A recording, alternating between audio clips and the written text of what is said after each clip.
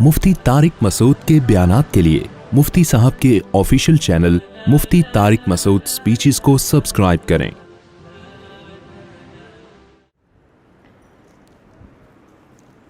مفتی صاحب اگر فرض نماز کی تیسری چوتھی رکعت میں فاتحہ کے بعد سورت پڑھ لی تو کیا سجدہ سہو لازم ہوگا؟ نہیں۔ شاعر اسلام کسے کہتے ہیں؟ شاعر اسلام کہتے ہیں دیکھو ہر مذہب کی کچھ خاص علامتیں ہوتی ہیں جو کامن ہوتی ہیں۔ جیسے ہندو لوگ ان کی عورتیں ٹیکا لگاتی ہیں، ایک مذہبی شعار ہے ان کا، شعار علامت کو کہتے ہیں۔ ٹیکے سے فوراً پتہ چل جاتا ہے یہ عورت کیا ہے، ہندو ہے، ٹھیک ہے نا۔ بت ان کے شاعر میں سے ہیں، مندر عیسائیوں کے نہیں ہوتے، یہودیوں کے نہیں ہوتے، سکھوں کے نہیں ہوتے، کس کے ہوتے ہیں؟ ان کے ہوتے ہیں، ہندوؤں کے ہوتے ہیں۔ تو یہ ہم کہیں گے بھائی یہ مندر اور بت یہ ہندوؤں کے شاعر میں سے، جسے دیکھ کے فوراً پتہ چل جاتا ہے بھائی یہاں یہ کس کی علامت ہے، ہندو ہونے کی علامت۔ اسی طرح جو ہولی ہے جو ہندوؤں کے مشہور تہوار ہے، اسی طرح وہ گائے کو مقدس جانتے ہیں، تو ہم کہہ سکتے ہیں گائے ہندوؤں کے شاعر میں سے ہے۔ تو کسی بھی مذہب کے سلیب یہ عیسائیوں کے شاعر میں سے، ہر عیسائی سلیب کا احترام کرتا ہے۔ تو اسلام کے بہت سارے شاعر ہیں جو مسلمانوں کے علاوہ، اسلام کے علاوہ کہیں بھی نظر نہیں آئیں گے۔ وہ مذہب کی علامتیں ہیں، ان کے احترام کا اسلام نے اور قرآن نے حکم دیا۔ ان میں مسجد ہے، ان میں بیت اللہ سب سے پہلے ہے، بیت اللہ، ان میں حرمین ہیں، ان میں جو ہے مسواک بھی شاعر میں آتی ہے، صرف مسلمان ہی استعمال کرتے ہیں اس کو، مسواک بھی شاعر میں سے آتی ہے۔ اور اللہ بھلا کرے آپ کا رمضان شاعر اسلام میں سے ہے، ٹھیک ہے نا۔ تو اس طرح قرآن سب سے پہلے تو قرآن ہے۔ تو یہ اس طرح کی جو بھی چیزیں جو ہمارے مذہب کی امتیازی، داڑھی بھی شاعر اسلام میں سے ہے، تو یہ تمام چیزیں اسلام کے شاعر کہلاتی ہیں جن کے احترام کا اسلام نے ہمیں حکم دیا ہے۔ مفتی صاحب ہمارے پیارے نبی صلی اللہ علیہ وسلم کا ذریعہ معاش کیا تھا آخری وقت تک؟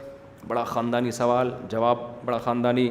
آپ صلی اللہ علیہ وسلم نے فرمایا اللہ نے مجھے 7 چیزوں پر پچھلے پیغمبروں پر فضیلت دی ہے۔ یہ ایسا سوال کیا ہے نا کہ 1.5 گھنٹے کا اس کے جواب میں مزیدار بیان ہو جائے گا، چھوٹے جواب میں مزہ نہیں آئے گا۔ اب میں کر دیتا ہوں، 1.5 گھنٹے کا نہیں، تھوڑی دیر کا کروں گا۔ آپ نے گھبرانا نہیں ہے۔ وہ کیا تھا؟ سب سے پہلے آپ نے گھبرانا نہیں۔ تو دیکھو اسلام چونکہ آخری مذہب ہے اور محمد صلی اللہ علیہ وسلم آخری نبی ہیں، آپ کے بعد کوئی نبی نہیں آئے گا، اس لیے آپ کو ٹائم کم دیا گیا۔ عمریں اس زمانے میں وہی 60-70 ہوتی تھی۔ اگر نوح علیہ السلام کے دور میں آپ آتے تو 1000 سال ملتے آپ کو۔ آپ صلی اللہ علیہ وسلم جس دور میں آئے اس میں عمریں 60 سے 70 کے درمیان، یہ ایوریج ایج تھی۔ 40 سال کے بعد پیغمبروں کو نبوت ملا کرتی ہے، تو 63 سال ایوریج ایج میں آپ کی ڈیتھ، انتقال ہوا آپ صلی اللہ علیہ وسلم کا۔ تو 40 سے 63 کے درمیان ٹائم آپ کو کتنا دیا گیا؟ صرف 23 سال۔ موسیٰ علیہ السلام کو 1000 سال دیے گئے، کام صرف یہ والی قوم آپ کے ذمے ہے۔ آئی بات سمجھ میں؟ یہ جو قوم ہے نا یہ آپ کے ذمے۔ حضرت عیسیٰ علیہ السلام کو عمر دی گئی، کام کیا ہے؟ صرف بنی اسرائیل۔ موسیٰ علیہ السلام کو صرف بنی اسرائیل۔ ہمارے نبی کو صرف کتنے سال دیے گئے؟ 23 سال۔ کام کیا ہے؟ ساری دنیا کے سارے انسان قیامت تک، اس سے بڑا کوئی کام ہو سکتا ہے؟ اس کے لیے ٹائم انتہائی شارٹ۔ آپ کہیں گے اس میں اس سوال کا جواب کہاں ہوگا؟ جواب آ رہا ہے۔ تو ٹائم کیا دیا گیا؟ بہت زیادہ، 23 سال، ٹائم بہت کم دیا گیا، کام بہت زیادہ۔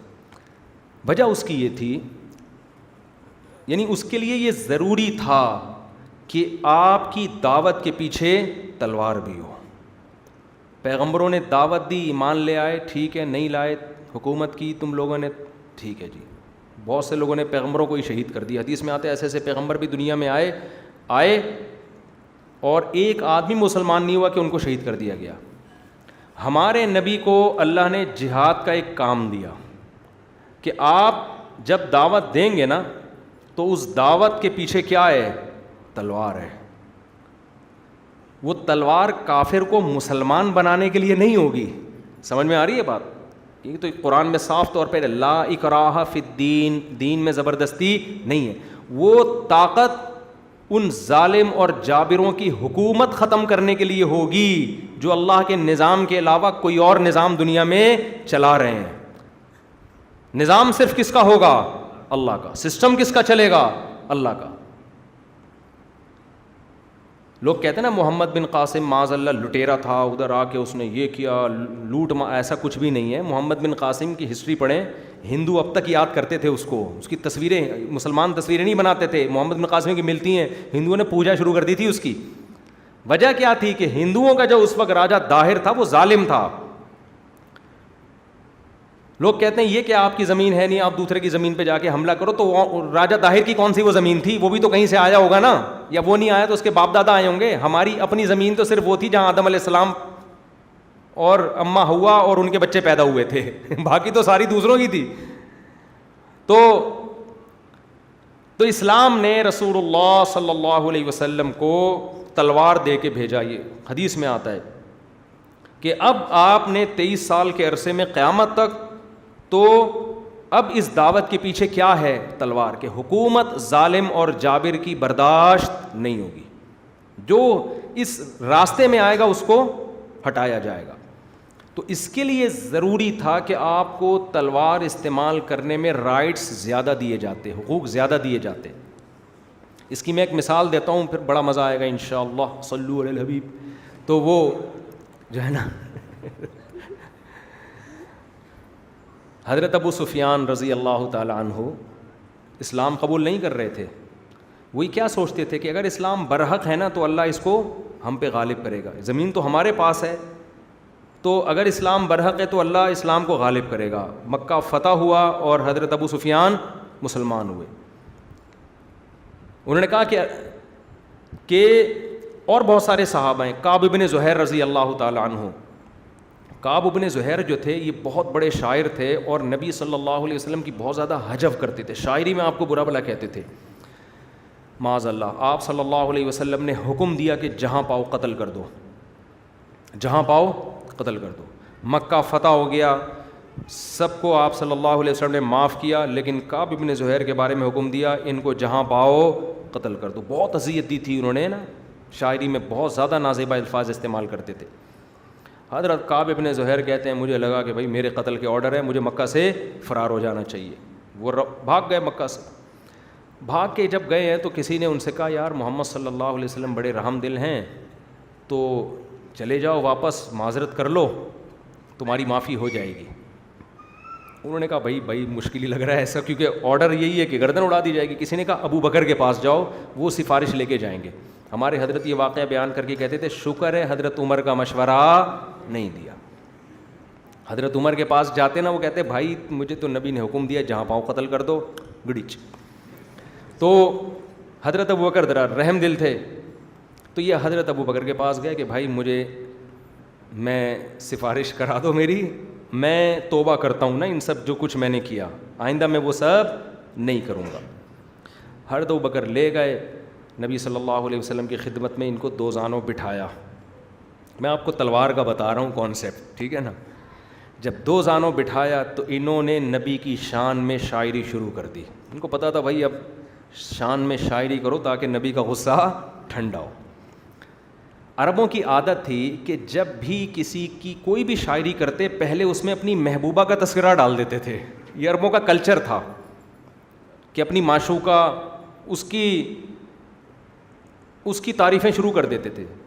اسلام نے اس کلچر کو ختم کیا کہ بھئی اللہ اور اس کے رسول اللہ کی حمد کرو. یہ جو خطبہ ہے نا ہر بیان سے پہلے، یہ اسی لیے مشروع ہے کہ اللہ کی تعریف اور نبی پر درود پڑھو، اس کے بعد بات شروع کرو. تو عربوں میں یہ نہیں تھا، عربوں میں تھا اپنی محبوبہ کو پہلے چھیڑو، اس کا تذکرہ کرو، اس کے بعد ٹو دا پوائنٹ بات پہ آؤ.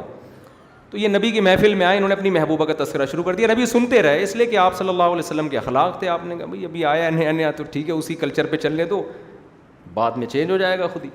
تو آگے بیٹھے انہوں نے اپنی محبوبہ کا تذکرہ شروع کر دیا. بانت سعاد فقلب الیوم مبتول متیہم اسرہا لم یفد مقبول. سعادہ چلی گئی.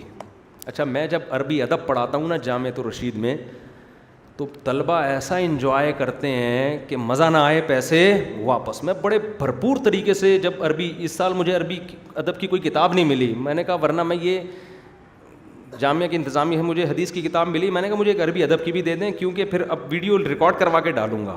ادب پڑھانے کا اپنا ہی مزہ ہے, ٹھیک ہے نا. بہت ہم انجوائے کر کے وہ شاعری پڑھتے ہیں نا.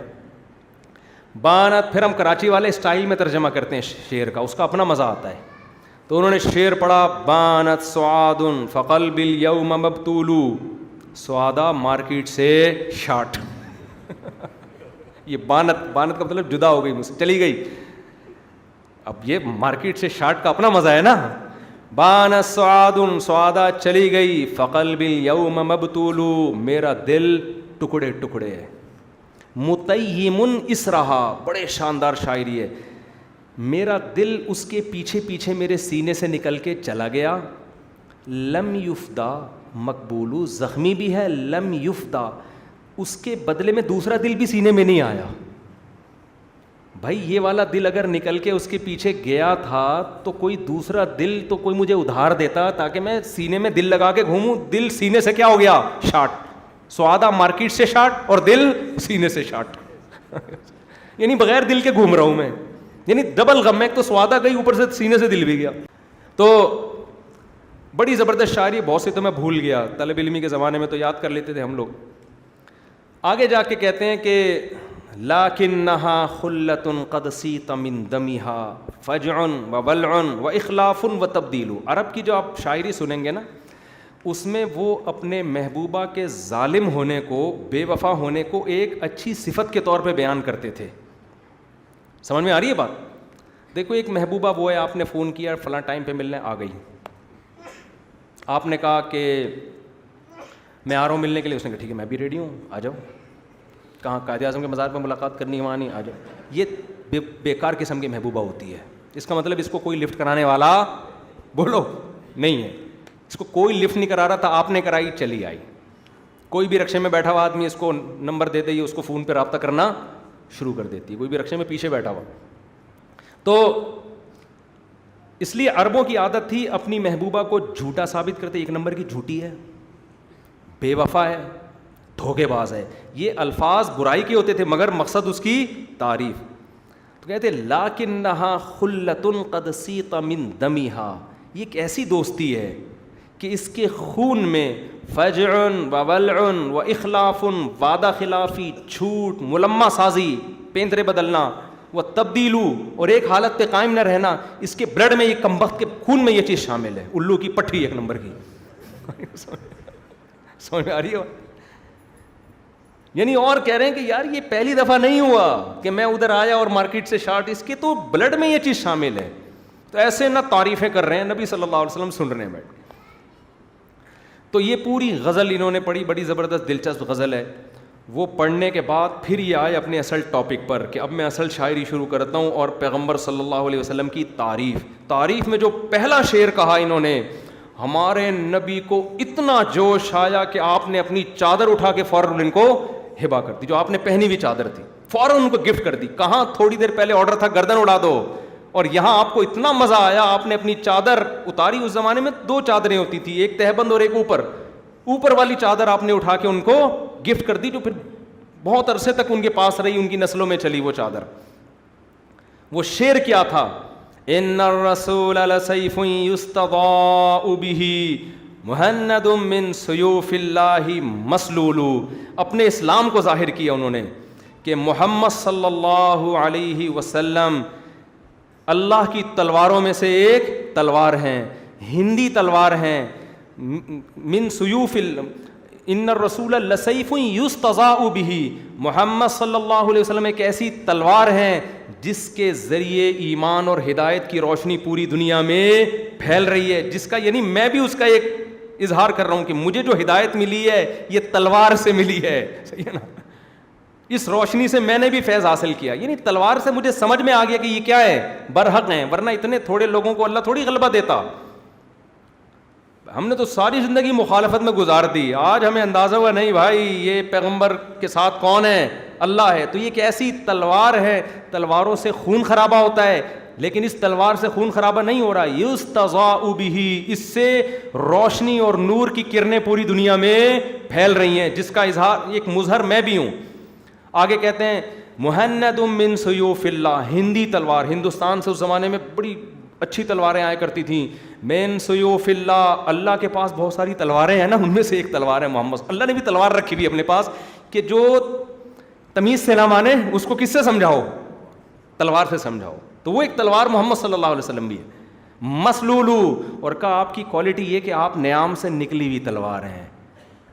سمجھ میں آ رہی ہے بات؟ نیام سے نکلی ہوئی اور لہراتی ہوئی جو تلوار ہے اس کا روب دبدبہ الگ ہوتا ہے, نیام میں موجود تلوار کا روب الگ ہوتا ہے. تو لیکن آپ اتنا خوش ہوئے نا, آپ کو اتنا اچھا لگا, آپ نے اپنی چادر اٹھا کے ان کو دے دی. ایسے بھی واقعات ہوئے, نبی نے کسی کے قتل کا حکم دیا, وہ نبی کے پاس آئے, اٹھ کے چلے گئے, آپ نے قتل نہیں کیا.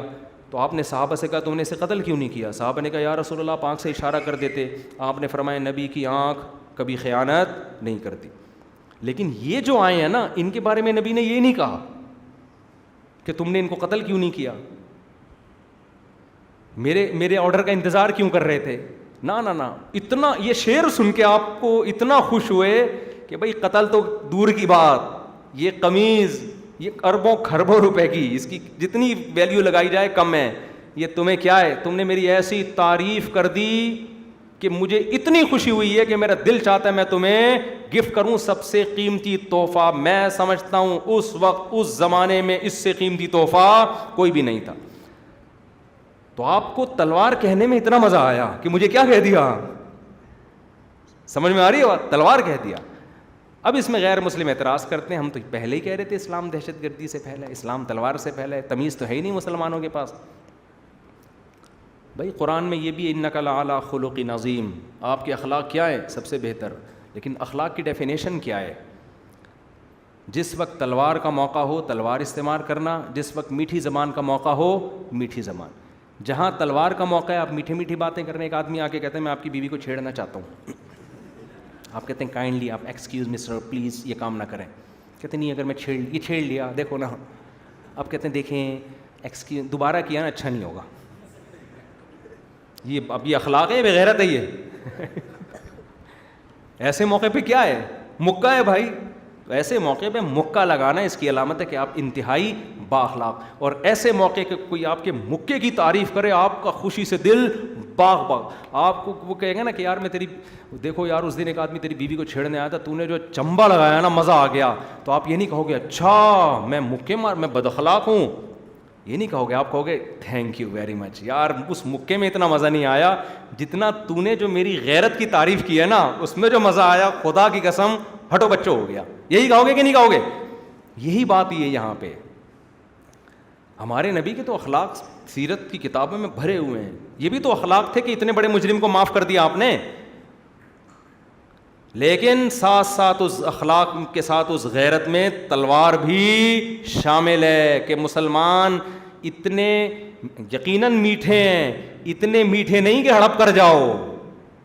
سمجھ میں آ رہی ہے بات؟ میٹھے ہیں اتنے نہیں کہ ہڑپ کر جاؤ, کڑوے ہیں اتنے نہیں کہ تھوک دو. ہم بیلنس ہیں. میں سمجھا پا رہا ہوں اپنی بات. ہم کسی سے پنگے بازی کے قائل نہیں ہیں. دیکھو رسول اللہ صلی اللہ علیہ وسلم نے فرمایا لا تتمنوا لقاء العدو, دشمن سے لڑائی کی امیدیں لڑائی کی تمنا مت کیا کرو. کیا مطلب؟ اسلام میں اصل تلوار نہیں ہے, یہ پیغمبری کی تعلیمات ہیں. یہ کوشش نہ کیا کرو کہ تلواروں سے جنگ ہو, اللہ سے عافیت طلب کرو, جنگ کو ٹالنے کی کوشش کرو. وَإِن جَنَحُوا لِلسَّلْمِ فَاجْنَحْ لَهَا, قرآن کیا کہتا ہے؟ اگر یہ صلح کی طرف آئیں تو تم بھی صلح کے لیے جھک جاؤ. خون خرابہ نہیں چاہتا اسلام. لیکن اسلام میں پھر دوسرا پہلو بھی ہے کہ آپ نے فرمایا اگر پھر بھی تمہیں لڑائی میں جھونک دیا جائے تو آپ صلی اللہ علیہ وسلم نے فرمایا وَاعْلَمُوا أَنَّ الْجَنَّةَ تَحْتَ ظِلَالِ السُّيُوفِ, جان لو کہ جنت تلواروں کے سائے میں.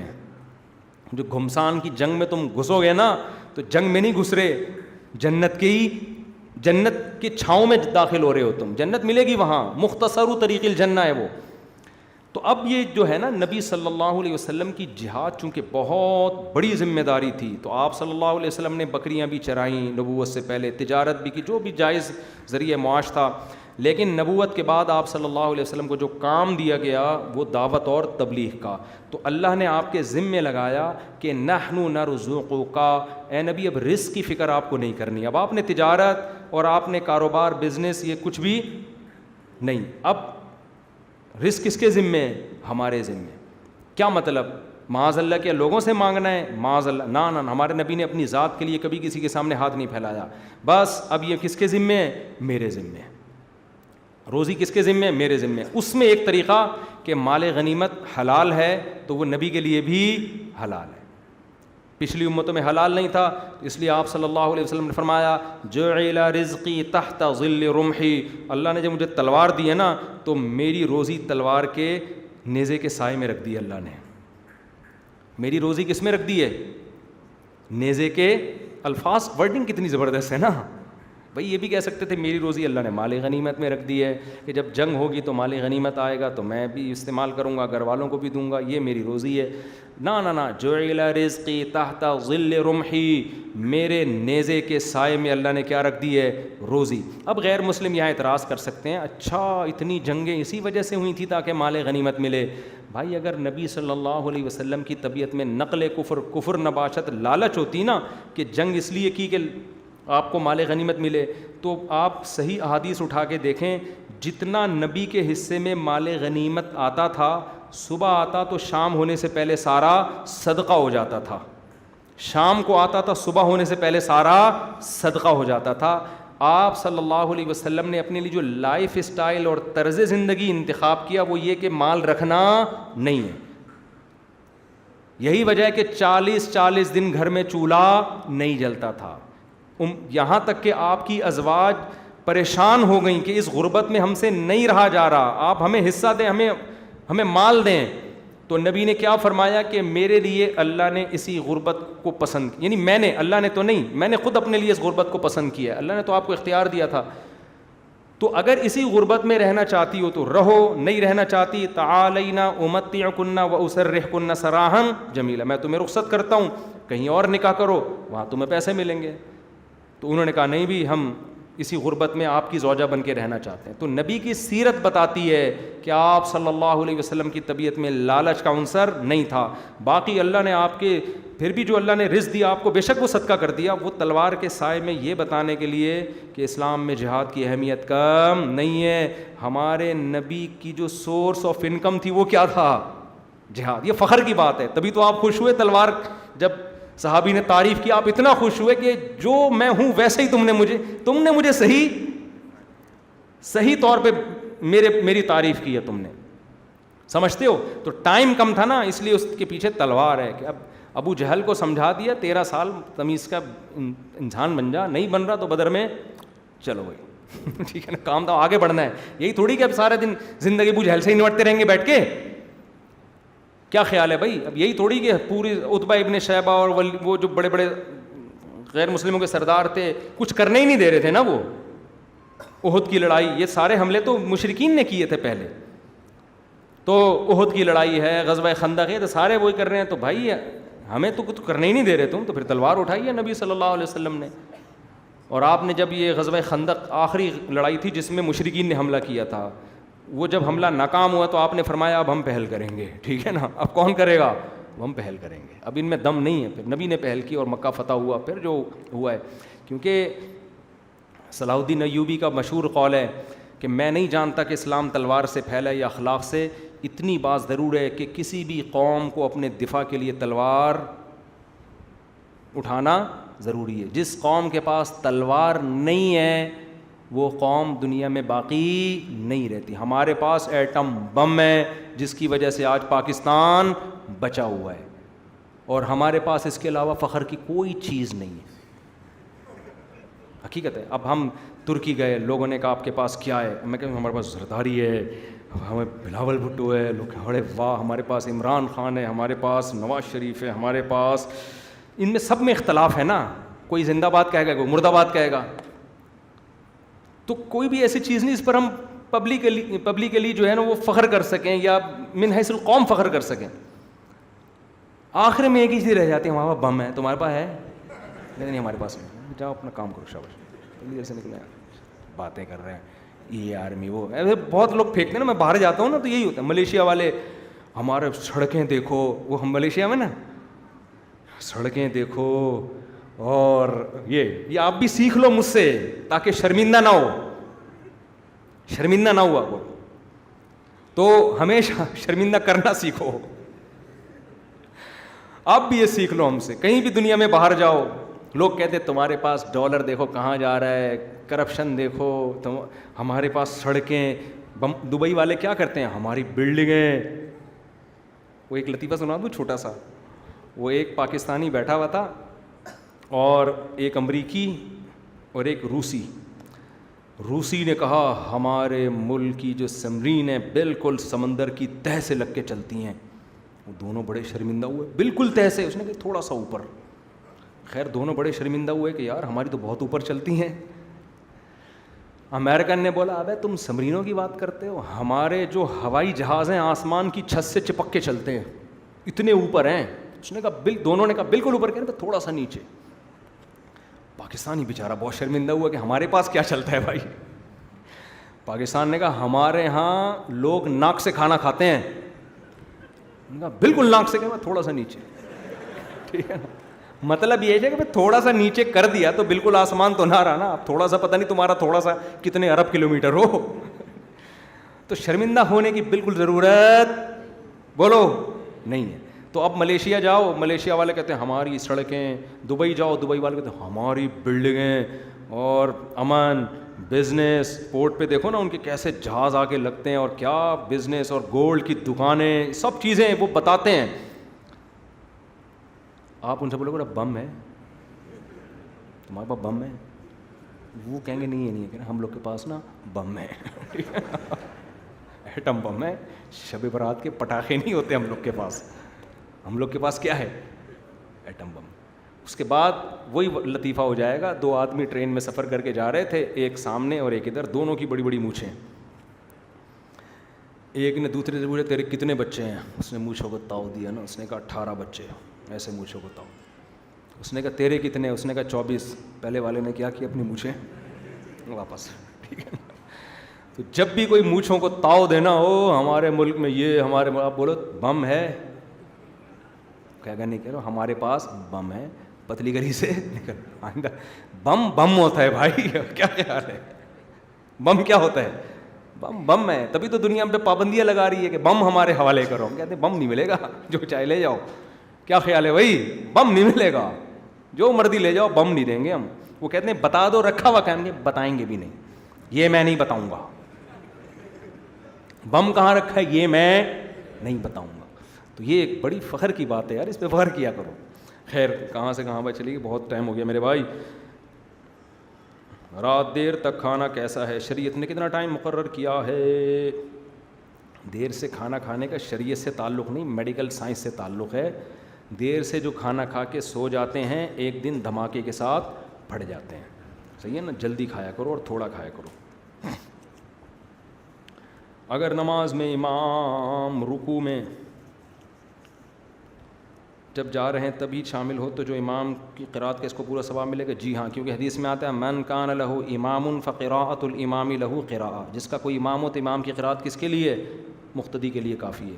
تو جو امام نے قیام میں قرات کر لی اس کا ثواب اگر آپ رکوع میں شامل ہو جاتے ہو تو آپ کو بھی مل جاتا ہے, کیونکہ حکماً آپ رکوع میں قیام میں شامل ہو گئے. مفتی صاحب لڑکی کی طلاق کو 5 مہینے ہو چکے ہیں اور 5 مہینے بعد کورٹ سے کسی وجہ سے خلا بھی لیا تو اب دوبارہ خلا کی وجہ سے عدت آئے گی. نہیں, جو پہلی دفعہ طلاق ہوئی تھی اسی سے عدت شمار ہوگی, اگلے خلا کا کوئی اعتبار نہیں. مفتی صاحب میں نے ایک حدیث کہ کیا لکھا ہوا ہے کہ انسان کی نیت عمل سے بڑی, ایسی میرے علم میں کوئی روایت نہیں ہے. اللہ نے قرآن میں ارشاد فرمایا صحابہ کے بارے میں کہ ان سے راضی وہ مجھ سے راضی اور سارے صحابہ ہیں, لیکن میرے ساتھیوں میں صحیح مسلم میں 8 ایسے جو جنت میں داخل ہوں گے نہیں ہوں گے. تو یہ ارشاد, یہ پھر لمبا ٹاپک ہے. یہ جو امام حنیفہ کا قول ہے اس پر ہم انشاءاللہ یہ وہی قول انہوں نے نقل کیا ہے. مفتی صاحب اگر ہم نے بچپن سے دانت تو صاف کیے مگر دانتوں کے پیچھے کی طرف کبھی صاف نہیں کیے، دانتوں کے پیچھے کی طرف ایک تہ جم جاتی ہے تو قیمت دانتوں کا حصہ بن جاتی ہے، وہ نہ تو برش سے صاف ہوتی ہے بلکہ ڈاکٹر مشین کے ذریعے گھس کر اس کو ختم کرتے ہیں، تو اس کے رہتے ہوئے غسل وغیرہ ہو جاتا ہے، اس کے رہتے ہوئے غسل تو ہو جاتا ہے لیکن کسی ڈاکٹر سے گھسائی کروا لیں۔ ہوتا یہ ہے کہ دانت کی بات آئی ہے تو تھوڑی سی بات میں ڈیٹیل میں بیان کر دوں، کیونکہ دانتوں کے حوالے سے بھی اگرچہ میڈیکل سائنس کا ٹاپک ہے، میرا ٹاپک نہیں ہے، لیکن ڈاکٹر اس کی تصدیق کریں گے انشاءاللہ، اس کا انکار نہیں کریں گے کہ دیکھو دانتوں کے لیے ان کا پہلے جواب دے دوں، یہ جو پیچھے تہ جم جاتی ہے نا جب موٹی ہو جائے تو اس کو ڈینٹسٹ سے گھسوانا پڑتا ہے، نہیں گھسواؤ گے تو دانت کا بیڑا غرق ہو جائے گا۔ یہ جو ہمارا تھوک ہے نا یہ بھی جراثیم مارتا ہے، دانتوں میں جب یہ جاتا ہے نا تو یہ بھی جرمز کو ختم کرتا ہے، جب اس کے پیچھے موٹی تہ جم گئی تو تھوک جانا بند، نہ پیسٹ ہوگا نہ مسواک ہوگی، وہ چٹانوں کی طرح جمتے جمتے پھر اندر سے دانت کھوکھلے ہونا شروع۔ تو اس کا طریقہ یہی ہے کہ آپ پہلی فرصت میں اچھے ماہر ڈینٹسٹ سے، وہ جو اتنے موٹے وہ آپ کو ایسا لگے گا دانت نکل رہے ہیں، وہ دانت نہیں نکل رہے ہوں گے، ایسے چٹانیں نکل کے پتھر کیٹو کی پہاڑیاں ماؤنٹ ایوریسٹ نکل کے آ رہی ہوگی، اتنی کھرن جم جاتی ہے، وہ لازمی صاف کروائیں۔ پھر اس کے بعد دوبارہ صفائی کی ضرورت نہیں ہے، کیوں ڈینٹنگ پینٹنگ کا کام کریں دانتوں، نیچرل چیز کو نیچرل طریقے سے ہی صاف کریں۔ میں آپ کو اپنے بارے میں ایک بات بتاؤں، میرے دانت اللہ کا شکر ہے سیٹ ہیں، آپ کو نظر بھی آ رہے ہوں گے، میں ٹوتھ پیسٹ بہت ہی کم استعمال کرتا ہوں، بہت ہی کم، ہفتے میں 2 دفعہ 3 دفعہ کبھی ہو گیا بس، لیکن آپ انشاءاللہ جب میرے دانت دیکھیں گے آپ کو نظر آئیں گے صاف۔ بہت سارے ٹوتھ پیسٹ الحمدللہ دانتوں کا بیڑا غرق کرنے کا بہترین طریقے سے کام کر رہے ہیں، صحیح ہے نا۔ اب میں نہیں بتاؤں گا کون سا ٹوتھ پیسٹ اچھا ہے کون سا برا ہے، یہ پھر بڑے مسائل ہوتے ہیں اس کے لیے۔ میرے والد صاحب کی 63 سال ایج میں ایک بھی دانت نہ ہلتا تھا نہ ٹوٹتا تھا، ایک دم سفید چمکدار مضبوط دانت تھے والد صاحب کے 63 سال کی ایج میں۔ اس کے بعد ان کا انتقال ہو گیا ہارٹ اٹیک سے، ان کو بھی ہم نے کبھی نہیں دیکھا ٹوتھ پیسٹ یا برش کرتے ہوئے بھی کبھی نہیں دیکھا میں نے ان کو۔ تو یہ جو ہے نا کچھ چیزیں ہوا بنا کے ہمارے اوپر مسلط ہو گئی ہیں۔ وہ ایک کام کرتے تھے، کھانے کے بعد خلال کیا، اور مسواک تو ان کی عادت تھی، نمازی پرہیزگار تھے، مسواک تو پابندی سے کرتے تھے۔ رات کو سونے سے پہلے صرف یہ ڈینٹونک ہے نا یہ دانتوں پہ لگایا، اور مسواک سے ہلکا ہلکا، یعنی وہ ڈینٹونک بھی برش کے بجائے کس سے کر رہے ہیں، مسواک سے کر رہے ہیں، بس بہترین دانت تھے ان کے۔ تو آپ لوگ کریں ٹوتھ پیسٹ، میں منع نہیں کر رہا آپ کو، وہ پھر ایسا نہ ہو کہ وہ عجیب سی چیز نکل کے آ جائے سامنے، وہ ڈاکٹروں کا اس سے پوچھیں کہ پیسٹ کون سا کرنا چاہیے، کرنا بھی چاہیے کہ نہیں کرنا چاہیے، اس بحث میں نہیں جاتا۔ وجہ اس کی ہے کہ جب تک آپ حوالوں کے ساتھ اوتھینٹک بات نہ کرو نا تو پھر بات کے بتنگڑ بنانے والی بات ہو جاتی ہے۔ آپ کریں ڈینٹسٹ سے پوچھ کے کیا کرنا چاہیے کیا نہیں کرنا چاہیے، لیکن اتنی بات یاد رکھیں کہ دانتوں کو ٹوتھ پیسٹ یا برش سے صاف کرنے سے زیادہ جو کام ویلیو والا ہے وہ ہے خلال کرنا۔ کھانے کے بعد کھانے کے ذرات دانتوں میں اٹکنے کے لیے نہ چھوڑیں۔ سمجھتے ہو گے نہیں سمجھتے؟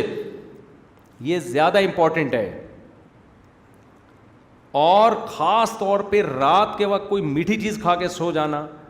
ماہرین تو یہ بھی کہتے ہیں کہ جوس جب آپ پئیں نا اسٹرا سے پئیں آپ، کیونکہ جوس جب آپ پئیں گے اس کے سارا شیرہ آپ کے دانتوں کے اندر لگے گا نا۔ ارے گنے کا رس پی رہے ہو آپ، کس سے؟ گلاس سے پی رہے ہو، تو وہ دانتوں سے جو آپ کے یہ جو مسوڑے ہیں نا ان میں لگتا ہوا جاتا ہے، تو میٹھے سے بہت جلدی دانت خراب ہوتے ہیں، سمجھ رہے ہیں؟ یا تو آپ نے پیا تو پھر کلی کریں، تو لوگ اسی طرح سو بھی جاتے ہیں، اسی طرح اٹھ کے نکل جاتے ہیں۔ تو آپ نے اگر برش کرنا ہی ہے تو صبح ناشتے کے بعد کریں۔ ناشتے میں اکثر ہم چکنی چپڑی چیزیں کھا رہے ہوتے ہیں تو دانتوں پہ چپکتی ہیں، ڈبل روٹیاں یا فضول وہ خلال سے بھی نہیں نکلتی ہیں، ایسے چپڑ جاتی ہیں وہ تو وہ چیزیں ناشتے کے بعد آپ برش کر لیں، اور باقی آپ اس کا مسواک کریں تو سبحان اللہ۔ مسواک اگر آپ نے کی نا، ایک مسواک نہ ہو، ایک ہفتہ نیم کی مسواک، ایک ہفتہ پیلو کی مسواک، ایک ہفتہ بدل بدل کے مسواک کریں۔ نیم کی مسواک تو ایسی ہٹو بچوں ہے کہ مزہ نہ آئے، جتنے پیسے میں نے آپ سے لیے میں سارے واپس کرنے کے لیے تیار ہوں، لیکن آپ کو یہ ثابت کرنا پڑے گا کہ مزہ نہیں آیا، ٹھیک ہے نا، یہ دعویٰ کرنا پڑے گا، پھر ظاہر ہے یہ دعویٰ کون ثابت کر سکتا ہے کہ مزہ نہیں آیا, ٹھیک ہے نا. تو نیم کی مسواک کریں, گلا تک آپ کا صاف ہو جائے گا. بہتر اس کا جو کیمیکل ہے نا کڑوا, وہ بہت بہترین ہے. آرگینک چیزوں پہ آ گئے اگر آپ, تو آپ کو زندگی کا مزہ آ جائے گا. ہر چیز آرگینک کر لیں, ہر چیز. اچھا یہیں میں ایک وضاحتی بیان کر دوں. میرا ایک بیان تھا کہ 6 مہینے میں نے بچوں کو روٹی کھلائی, چینی اور دیسی گھی, اور بچے کوئی بیماری نہیں ہوئی. اس پہ لوگوں کے نیگیٹو کمنٹس تھے کہ روٹی بھی تو کارب ہے نا, میٹھا ہے, اس پہ سے چینی بھی ڈال رہے ہو آپ, تو یہ کوئی صحت مند خوراک تو نہیں ہے. تو خوب سمجھ لیں اس کا مقصد روٹی یا چینی کے فضائل بیان کرنا نہیں تھا. اس کا مقصد یہ تھا 6 مہینے بچوں کو بازار کی چیزوں سے بچایا, چاکلیٹوں سے, جوسز سے, کولڈ ڈرنک سے. اس کے اتنی اچھی اثرات تھے کہ پوری سردی شروع ہو کے ختم بچوں کو ایک چھینک بھی نہیں آئی ہے, سمجھ میں. تو آپ سوچ لو, جب دکان کی چیزوں کے بچانے سے بچے ایسے ہٹو بچوں بن گئے, تو اگر آپ ان کو روٹی بھی دیسی کھلانا شروع کر دو, چینی چھڑوا کے شہد پہ لے آؤ, پھر تو ہٹو ہٹو بچوں ہو جائے گا کہ نہیں ہو جائے گا. پھر تو بچے آپ کو ہٹانا شروع کر دیں گے, ہٹو ابو, ٹھیک ہے نا. تو میرا مقصد چینی کے فضائل بتانا نہیں تھا اس میں, چینی کے. میرا مقصد یہ تھا کہ گھر کی چیزیں کھلائیں, بازار کی چیزوں سے بچوں کو بچائے. 6 مہینے کے بعد پرہیز توڑ دیا ہم نے, بچوں کو پیسے دیے, بسکٹ کھا رہے ہیں, جوس پی رہے ہیں. 2 دن کے بعد بچے کو بخار ہوا ہے, جھٹکے لگنا شروع ہو گئے تھے اس کو, فیور میں, سمجھ رہے ہیں نا. ایسے ایک دم بیماریاں حملہ کرتی ہیں. تو یہ جو چپڑی چیزیں کھلا رہے ہو نا بچوں کو, چاکلیٹ ہیں, اس سے بچوں کا ماشاء اللہ بیڑا غرق ہوتا ہے. اچھا خیر, ہمارے بچے بھی کھاتے ہیں کیونکہ ناممکن ہو جاتا ہے روکنا, تو لیکن مانو تو نا کہ غلط کر رہے ہیں, تو کنٹرول میں لے کر آؤ. کوشش کر رہے ہیں ہم کنٹرول کریں, آہستہ آہستہ چھڑوائیں یہ چیزیں. لیکن بچے بہت ساری دنیا کو دیکھ رہے ہوتے ہیں. لیکن بہرحال غلط کو غلط کہنا چاہیے. آرگینک چیزوں پہ اگر آپ آ گئے تو اس کے بڑے فائدے ہیں. انڈے بھی دیسی کھاؤ, مرغی بھی کیا کھاؤ, دیسی کھاؤ. میٹھے کے بجائے گڑ اوریجنل سچی مچی کا گڑ, کیمیکل والا گڑ نہ ہو. تو کچھ دن میں نے توریاں لگائی ہیں, توریاں یار, وہ توریوں کا ٹیسٹ ہی الگ ہے یار. اور بازار سے جو توری لے کر آؤ اس میں اور اس میں زمین آسمان کا فرق. یہ توری ہم نے جو مسجد میں لگائی ہوئی ہے ادھر پیچھے, وہ توری تو ہم توڑ کے کچی کھا جاتے ہیں, ایسے میٹھی, اتنی مزیدار. ہمارے ایک دوست نے بھنڈی لگائی, وہ بھنڈی ہم کچی کھانا شروع کر دی ہم نے, اتنی ٹیسٹی تھی وہ, ذائقہ ہوتا ہے اس میں. تو تھوڑی سی گارڈننگ گملے میں لگا لو, کچھ بھی لگا, نہیں لگانا تو جو مرضی کرنا کرو. خیر مقصد یہ ہے کہ آرگینک چیزوں کے جو فائدے ہیں وہ ان چیزوں میں جن میں انسانوں نے اپنا تصرف کر لیا ہو نا, وہ ان کا آلٹرنیٹ بولو نہیں ہو سکتی. تو خاندانی چیزوں پہ آ جاؤ تو اچھا ہو جائے گا, خاندانی بن جاؤ گے. تو اسی طرح دانت بھی صاف کرنا ہے نا, تو بہتر مسواک سے بہتر کوئی چیز نہیں ہے, وہ بہترین ہو جائیں گے دانت. لیکن خلال, اچھا خلال کیسے کرنا ہے, آخری بات کائنڈلی. خلال بعض لوگ ایسے کرتے ہیں جیسے گٹر میں نا بھنگی ڈنڈا نہیں چلا رہا ہوتا, ایسے ہی ماچس کی تیلی لے کے دانتوں میں نا یوں یوں گھسیڑ رہی, گھس نہیں رہی ہوتی تو زور لگا کے گھسیڑتے ہیں, اس سے اور خلا پیدا ہو جاتا ہے. سمجھ رہے ہو, ایسے نہیں کرنا. ایسے کرنا ہے بالکل ماچس کی تیلی کو نا باریک سے باریک کر کے دانت میں, نیچے والے دانت میں لے کر گئے, اوپر کی طرف نکالا اس کو. سمجھ رہے ہو, اوپر والے دانت میں, اگر دانتوں میں پہلے سے خلا ہے تو اندر کر دیں اس کو. اور اس سے بھی آسان ہے دھاگے کا استعمال. وہ آتی ہے نا ایک دھاگا آتا ہے, یہ والے دھاگے نا استعمال کرنا شروع کر دیں, پھنس جائیں گے, یہ نکلیں گے نہیں. تو دھاگا لے کے آپ نے دانتوں کو اچھی طریقے سے صاف کر لیا. آج کل سنا ہے کوئی پچکاری بھی آ رہی ہے, پچکاری آتی ہے, پانی کا پریشر مارتی ہے. تو اس میں دیکھو اسلام میں دانتوں کو صاف کرنے کا حکم بالکل بھی نہیں ہے, رکھنے کا حکم ہے. صاف کرنا تو یہ ہوتا ہے کہ جیسے گھر میں پھوڑ عورتیں ایک دفعہ گھر صاف کر دیا, ٹھیک ہے نا, پورے سال وہ بھنگی خانہ بنا رہتا ہے. اور جو سلیقے والی عورتیں ہوتی ہیں ہر وقت فکر ہے, بچے نے یہاں پیشاب کر دیا, پوچھے لگا کے صاف کرو, بھائی یہ چیز یہاں گر گئی ہے فوراً اٹھاؤ یہاں سے, وہ گلاس الٹا پڑا ہوا ہے فوراً سیدھا کرو, بچے نے یہ کر دیا, تھوک پھینک دیا, فوراً اس کو ہٹاؤ. اس سے کیا ہوتا ہے, گھر صاف کیا نہیں جاتا, رکھا جا رہا ہے. تو دانت اسلام میں صاف کرنے کا حکم بالکل بھی نہیں ہے, بلکہ کس کا حکم ہے, رکھنے کا. ہر وقت چمکتے دمکتے ہونے چاہیے, اور اس کا آپ کی صحت سے بہت گہرا تعلق ہے. دانتوں کے ذریعے بہت سی بیماریاں آپ کے اندر جا رہی ہوتی ہیں, آپ کو پتہ نہیں ہوتا. مجھے بس آخری سوال ہوں صاحب نماز تو برائی سے روکتی ہے. بہت سے لوگ نمازی ہونے کے بعد گناہ نہیں چھوڑتے, تو اگر یہ نمازی نہیں ہوتے تو اس سے 2 ہاتھ اور آگے ہوتے. ایک آدمی نے کہا فلاں نماز پڑھتا ہے پھر بھی گناہ سے نہیں بچتا, تو نماز تو گناہوں سے روکتی ہے. میں نے کہا اگر یہ نماز نہیں پڑھتا تو اس سے زیادہ خراب ہوتا. تو جتنا روکا ہوا ہے کس نے روکا ہوا ہے؟ نماز نہیں روکا ہوا ہے. اور پھر نماز میں بھی کچھ کمی ہے, باقی تفصیلی جواب پھر کبھی. مولانا صاحب تعلیم صاحب چپ رہنے اور برداشت کرنے کی بھی تبلیغ کرتے ہیں, مگر اس کام کو لوگ کمزوری سمجھتے ہیں اور لوگوں کا مزید دل دکھاتے ہیں, یہاں تک کہ لوگ ڈپریشن میں چلے جاتے ہیں. کیا مطلب سمجھا نہیں میں سوال میری سمجھ میں نہیں آیا, پھر وقت بھی بہت ہو گیا, پھر دوبارہ بتائیں. سبحانک اللہم و بحمدک. جی ڈائپر نہیں پہن سکتے, کوئی بھی سلی ہوئی چیز جو ہے نا وہ نہیں پہن سکتے. سبحانک اللہم و بحمدک نشہد ان لا الہ الا انت نستغفرک.